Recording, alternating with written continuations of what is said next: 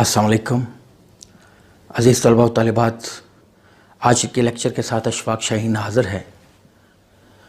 आज हम देखेंगे कि दरख्वास्त कैसे लिखते हैं। दरख्वास्त साल अव्वल फर्स्ट ईयर के बोर्ड के इम्तहानी पेपर का 7वां सवाल होता है।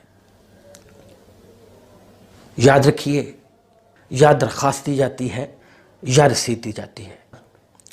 फ़र्ज़ करें पहले ग्रुप में दरख्वास्त आ जाती है तो दूसरे ग्रुप में रसीद आ जाती है। बाज़ औक़ात दोनों ग्रुपों में रसीद आ जाती है और बाज़ औक़ात दोनों ग्रुपों में दरख्वास्त आ जाती है। लिहाजा हमें दरख्वास्त भी याद करना होगी, रसीद भी याद करना होगी।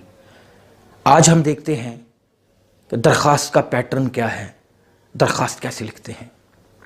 आम तौर पे जो दरख्वास्तें इम्तहान में आती हैं उनमें फ़ीस माफ़ी की दरख्वास्त, चेयरमैन बल्दिया के नाम दरख्वास्त, चीफ़ ऑफिसर बल्दिया के नाम दरख्वास्त, DSP ट्रैफ़िक के नाम दरख्वास्त, ट्रैफ़िक के इशारों की दुरुस्ती के लिए, अमन व अमान की बेहतरी के लिए SHO के नाम दरख्वास्त, और इस नौइयत की कई दरख्वास्तें आती हैं। आज हम पैटर्न के तौर पर देखेंगे कि फ़ीस माफ़ी की दरख्वास्त कैसे लिखते हैं। दरख्वास्त का पहला स्टेप, सबसे ऊपर हम उस शख्स का नाम लिखते हैं जिसको दरख्वास्त देना होती है। मिसाल के तौर पे प्रिंसिपल के नाम फ़ीस माफ़ी की दरख्वास्त है, सबसे ऊपर हम लिखेंगे बखिदमत जनाब प्रिंसिपल, जैसे लिखा गया है बखिदमत जनाब प्रिंसिपल कामा गवर्नमेंट कॉलेज कामा लाहौर। शहर की बजाय आप अल्फ़ पे जीम भी लिख लेते हैं। ये पहला स्टेप है। और इसके बाद दूसरा स्टेप ये है कि हमने उन्वान लिखना होता है। बखिदमत जनाब के नीचे उन्वान दूसरा स्टेप है और उन्वान लिख के उसके आगे राब्ते की अलामत लगाने हैं। राब्ते की अलामत क्या होती है? दो डाट ऊपर नीचे राब्ते की अलामत है। इसके आगे हम लिखते हैं फ़ीस माफ़ी। उसके बाद तीसरा स्टेप जनाब अली लिख के उसके आगे हमने निदाइया की अलामत लगाना है। इस तरह हमारे 3 स्टेप हो गए जैसे कि ऊपर लिखा हुआ है। पहला स्टेप बखिदमत जनाब प्रिंसिपल कामा गवर्नमेंट कॉलेज कामा लाहौर या शहर अल्फ़ बे जीम। उसके नीचे दूसरा स्टेप लिखा हमने और लिखा उन्वान के आगे हमने राब्ता की अलामत लगाई और उसके आगे लिखा फ़ीस माफ़ी। उसके नीचे तीसरा स्टेप है और वो है जनाब अली लिखा और उसके आगे हमने निदाइया की अलामत लगाई। निदाइया का मतलब होता है आवाज़ देना, पुकारना, मुखातिब करना। जब हम कहते हैं ए भाई साहब, हम कहते हैं असलम साहब, हम कहते हैं जनाब अली, हम कहते हैं हाज़रीन, उसके आगे हम जो है वो निदाइया की अलामत लगाते हैं। यहाँ तक हमारे 3 स्टेप मुकम्मल हो गए। पहला स्टेप जो हमने लिखा बखिदमत जनाब, इसका 1 नंबर, उसके बाद हमने उन्वान लिखा, इसका 1 नंबर, और उसके बाद हमने लिखा जनाब अली, 1 नंबर इसका। इसके बाद वो नफ्स मज़मू आता है, वो दरमियान की इबारत आती है जिसमें हमने अपना माफ़ी उज़ ज़मीर बयान करना है। हम क्या चाहते हैं, हमने ये लिखना है। इसमें इनकसारी का पहलू होना चाहिए। गुज़ारिश है कि फिदवी के वालिद एक दुकान में मुलाजिम थे। तबीयत की ख़राबी की वजह से उन्होंने छुट्टी ली और जब कुछ दिनों बाद दोबारा दुकान पर गए तो दुकानदार ने नया मुलाजिम रख लिया था। वालिद साहब फ़ारिग हैं, बेरोज़गार हैं और घर में फाकों की नौबत आई हुई है, जिसकी वजह से वो फिदवी के तालीमी अखराजात बर्दाश्त नहीं कर सकते। अर्ज़गुज़ार को तालीम का बेहद शौक़ है और एक बेहतरीन तालीमी माजी रखता है।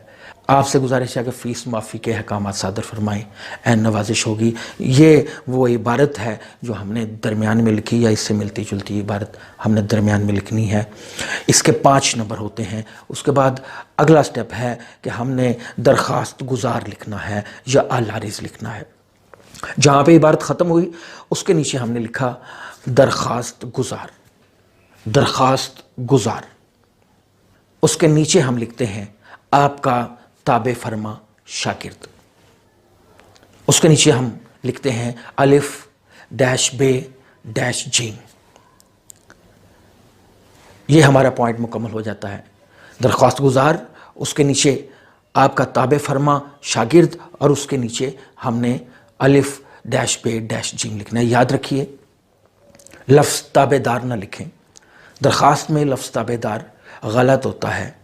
ताबे का मतलब होता है खादिम महकूम और ताबेदार का मतलब होता है खादिम रखने वाला, ताबे रखने वाला।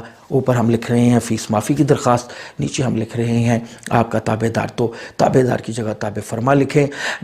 जहाँ अर्ज़ गुज़ार लिखा है इसके मुखालिफ संग में तारीख़ लिखना है, उर्दू में तारीख़ लिखिए, जैसे कि मैंने यहाँ पे लिखी हुई है 6 अप्रैल 2019।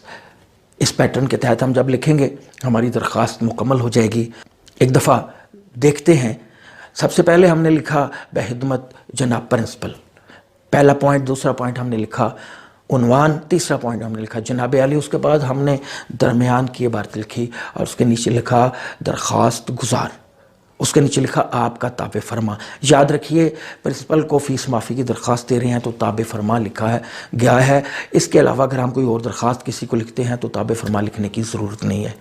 याद रखिए कि दरख्वास्त गुजार, ताबे फरमा और ये वाला जो हमने लिखा है ये हमने बाएं तरफ लिखना है, और जहाँ पे दरख्वास्त गुजार लिखा है उसके दाएं तरफ हमने तारीख़ लिखनी है।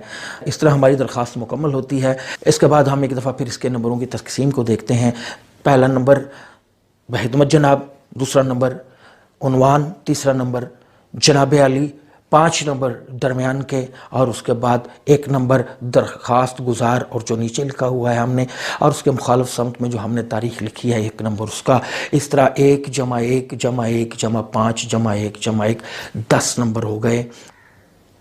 आज हमने सीखा दरख्वास्त कैसे लिखते हैं।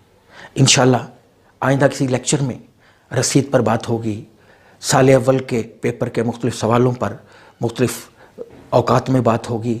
मेरा आज का लेक्चर आपको कैसा लगा? अगर पसंद आए तो मेरे चैनल को सब्सक्राइब कीजिए, लाइक कीजिए, अपने दोस्तों को बताइए, क्योंकि इल्म जितना फैलाया जाए उतना ही बेहतर है। हो सकता है आपके बताने से किसी का भला हो जाए।